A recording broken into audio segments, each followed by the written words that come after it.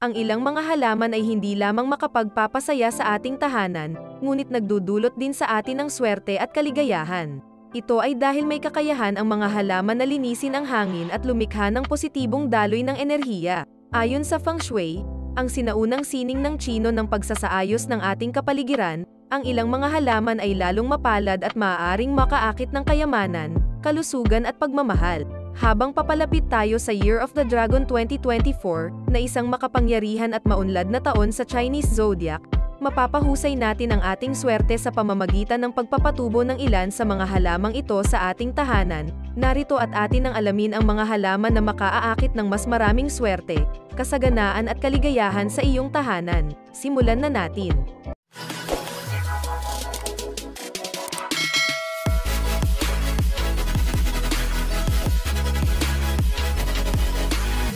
Isa, Money Tree or Pechira aquatica.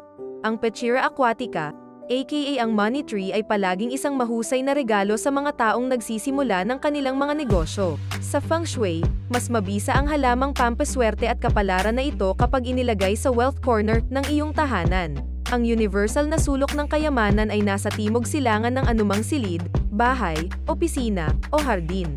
At para mahanap itong Feng Shui Wealth Corner, kailangan mong tumayo sa gitna ng iyong tahanan na may compass. Ang hilaga ay itinuturing na pangalawang Feng Shui Wealth Corner.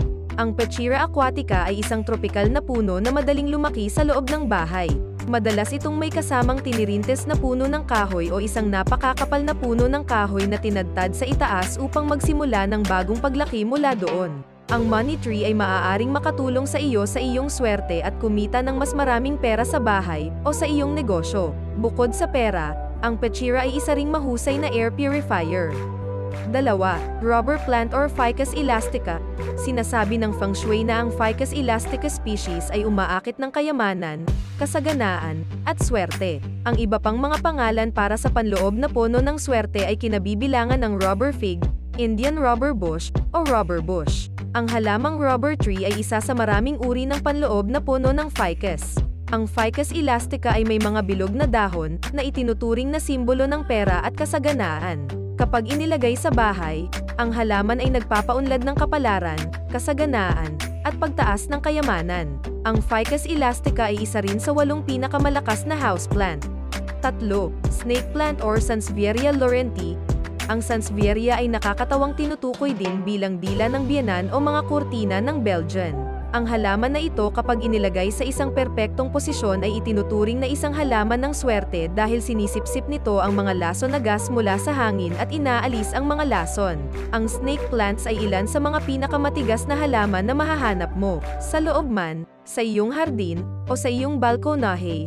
Kayang tiisin ng mga matinik na dilag na ito ang halos anumang bagay. Naglalabas din ito ng malakas na proteksyon na enerhiya at pinoprotektahan ang mga residente mula sa negatibong chi.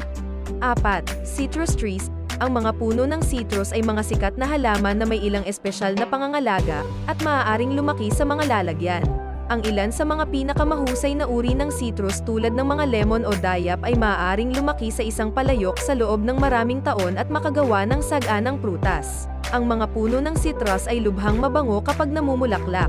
Ang lahat ng mga uri ng mga puno ng citrus ay itinuturing na mapalad, lalo na dahil maraming mga citrus na prutas ay bilog at ginto, nakahawig ng mga barya para sa kayamanan.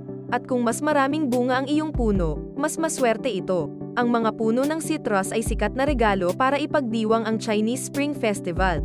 5. The Blue Singapore Orchid or Vanda corullea. Ang pangalang Vanda ay nagmula sa Urdu na pangalan para sa isa sa mga species, Vanda tessellata, na ngayon ay pinagtibay bilang isang karaniwang pangalan para sa buong genus. Ang asul na Vanda corullea ay isa sa pinakamagandang namumulaklak na halaman na may espesyal na kulay nito, at ang tanging orchid na namumulaklak sa tunay na asul. Ang asul ay karaniwang isang masayang kulay, kahit anong lilim ang pipiliin mo. Ang mga Vandas ay hindi lamang mga elemento ng disenyo.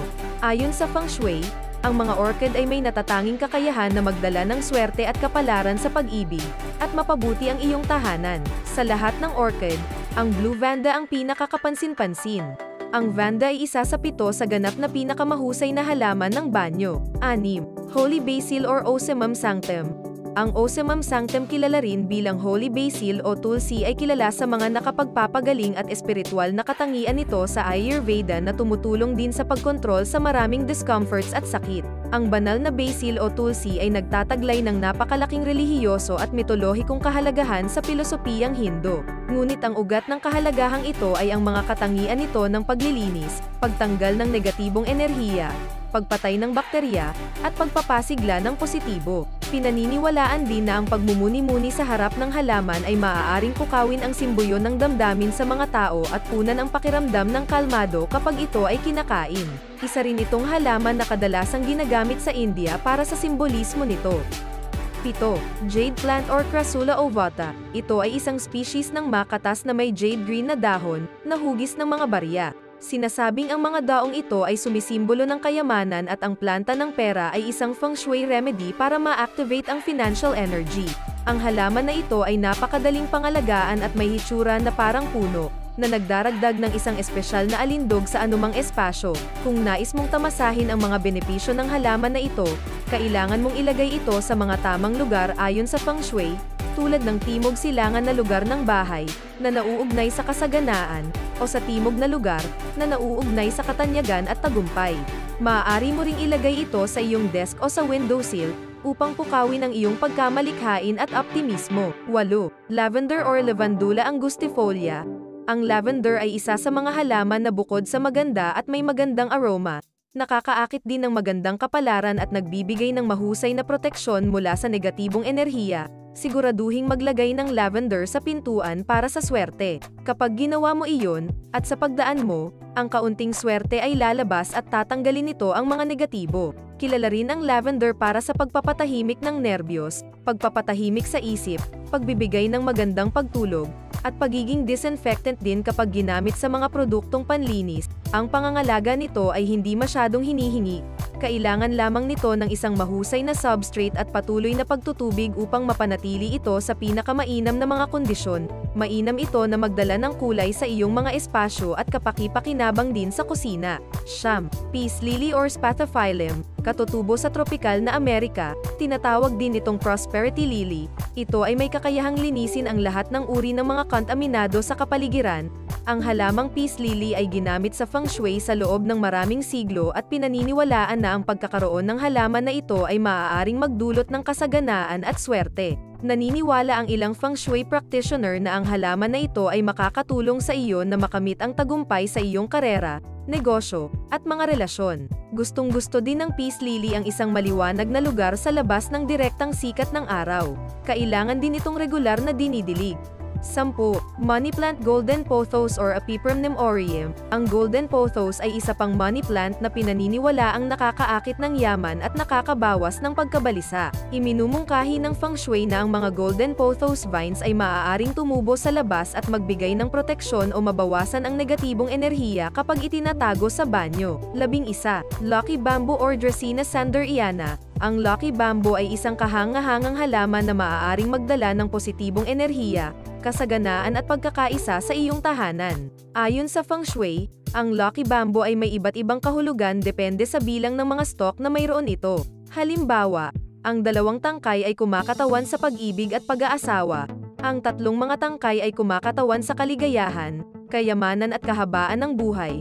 At 6 na mga tangkay ay kumakatawan sa swerte at pagkakaisa. Maaari mong ilagay ang iyong maswerteng kawayan sa iba't ibang lugar ng iyong tahanan upang mapahusay ang enerhiya ng feng shui. Ang ilan sa mga pinakamagandang lugar ay ang silangan, timog silangan at timog na sektor, na tumutugma sa kalusugan, kayamanan at katanyagan ayon sa pagkakabanggit. Upang mapangalaga ang mabuti ang iyong maswerteng kawayan, dapat kang pumili ng isang florera na sapat ang lapad para lumaki ang halaman. Punuin ito ng tubig at ilang pinakintab na bato o maliliit na bato, at ilayo ito sa direktang sikat ng araw at matinding temperatura.